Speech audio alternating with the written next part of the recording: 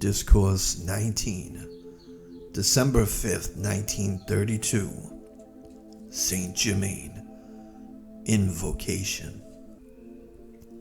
Thou majestic presence of the Ascended Jesus Christ, thou who has gained thy eternal dominion over all things, thou who dost rest serene in the heart of the Eternal Father, pouring forth thy wondrous radiance, enfolding all mankind.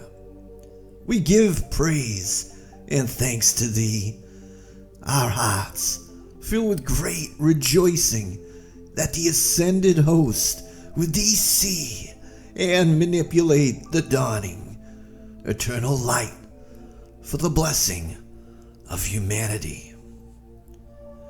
Through his own personal ray, Jesus will now speak his wish to the students.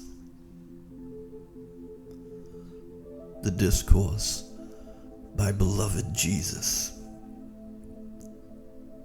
When I said, I am the open door which no man may shut, I meant humanity to understand. I referred to the great I Am, which is the life of every individual manifest in form. I do not wish to convey that the personal Jesus was the only one to whom this great privilege was ordained. Each one of you, beloved children of the one Father, has the same mighty presence within you, the great I Am that I have, and that I had at that time, by which I achieved the final and eternal victory. Here, I wish you to understand, for encouragement, strength, and certainty in your minds, that the consciousness I used for this great victory was the use of the I Am presence, which you are being taught. I had made search through all the avenues available at that time, and at last the determination and desire for the truth led me to the great Master whom you shall one day know. He gave to me this inner secret and mighty acknowledgement, turning me to that mighty presence, the great I Am. Through his radiation, I was able to comprehend and at once begin using it. This is the only way by which any individualization of the ray of God may achieve the eternal victory and build his structure upon a firm foundation from which no outer activity can ever disturb him. At this time, I wish to convey the simple, all-powerful use of this presence to you. All who have achieved the mighty victory and who have been able to raise their bodies as I did, or who raised them before, have used the conscious activity of that mighty, eternal presence, I Am. When I said to my disciples and to humanity, the things that I have done ye should do also, and even greater things shall ye do.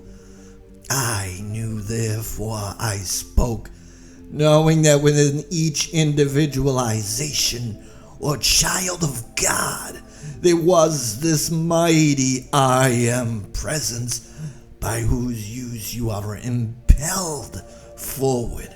With no uncertainty, I say impelled, because I mean just that. The constant use of your I Am presence does impel you forward in spite of any activity of the outer self. So long as a single idea is held firmly, storms, distress, and disturbance may rage about you, but in the consciousness of the I Am presence, You can and are able to stand serene, unmoved by the seething vortex of human creation which may or may not be about you. There is but one way by which you and the Father may become eternally one, and that is through the full acceptance of His I Am presence, energy, love, wisdom, and power which He has given you.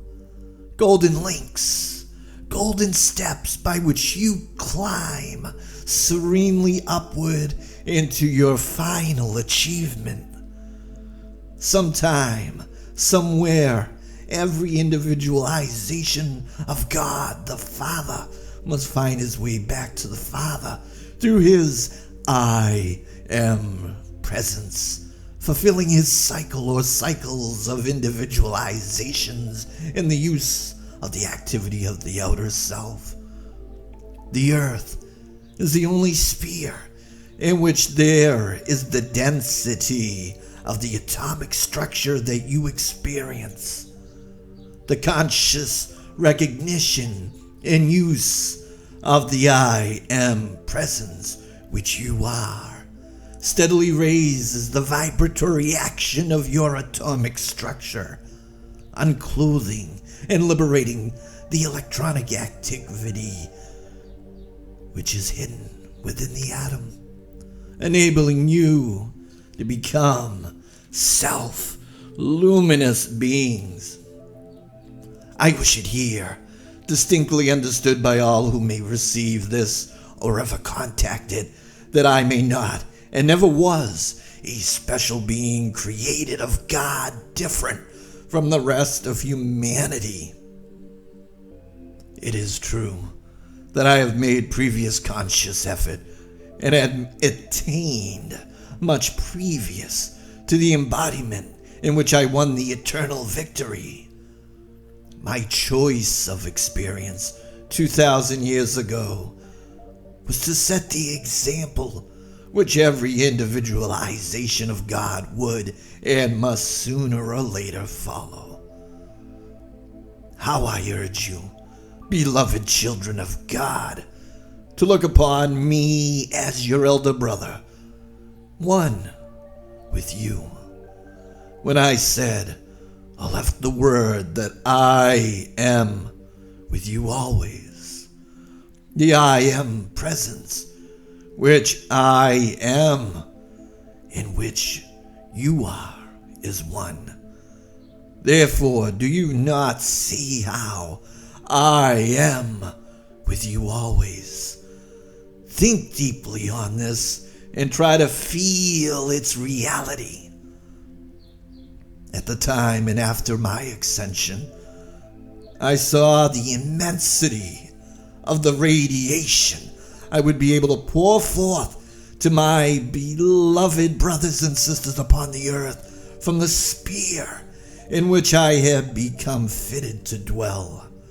I wish to say to you in all truth, every individual who will send his conscious thought to me with the desire to be raised above the limitations of earth or of his own creation, and will live accordingly, will receive every assistance from me that is possible to be given, according to the steps of growth in consciousness, which he attains from time to time.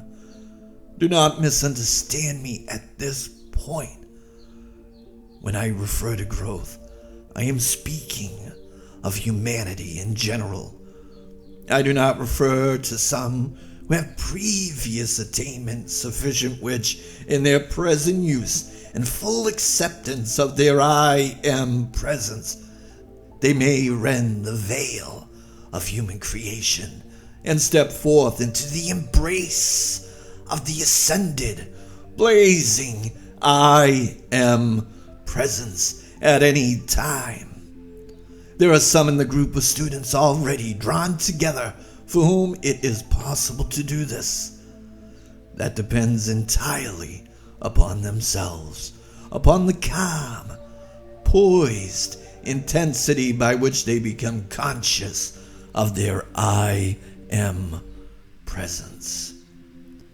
These great tidings I bring to you because I proved them in my own personal experience.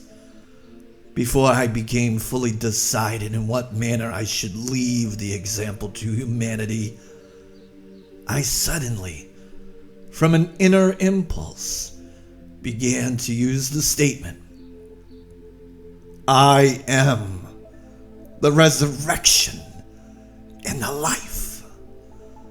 Within 48 hours after I began using that statement, with great rejoicing, I saw what was to be done. And I wish to assure you that it was the conscious use of the mighty statement, I am the resurrection and the life, which enabled me to make the ascension in the presence of so many and imprint or record upon the etheric records that example for all humanity, which will stand eternally present. It was unfortunate that the veil of the orthodox idea was drawn over the minds of the people, preventing the comprehension that each one had within himself the I Am presence, the same as I had, by which he could attain, do the same things I did, and win the eternal victory. Such, beloved students, is my personal message I leave with you, spoken through the light and sound ray into which any of you may enter, see, and hear with sufficient conscious preparation. Again, I urge you to think of me as your elder brother, ready to give you assistance at all times. Do not think of me as a transcendent being so far beyond your reach that contact is impossible. For the I Am presence, which enabled me to make the ascension, in the same I Am presence that will enable you to make the ascension as I did.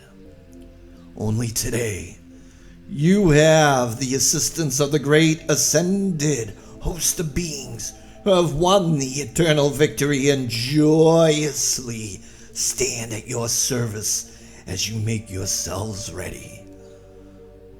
With my love I enfold you.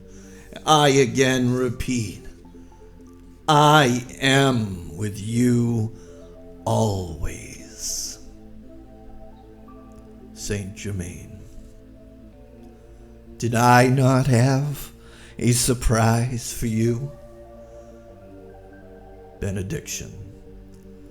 And to the fullness of thy mighty silence, O great presence, we come to rest, to feel thy peace, to love thy harmony pervading all.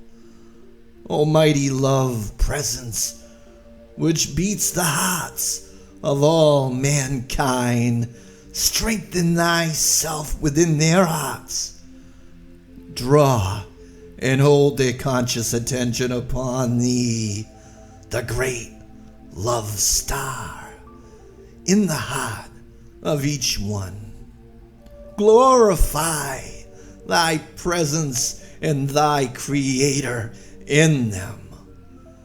Bless all mankind with that strength to look only to thee and to stand steadfast facing thee.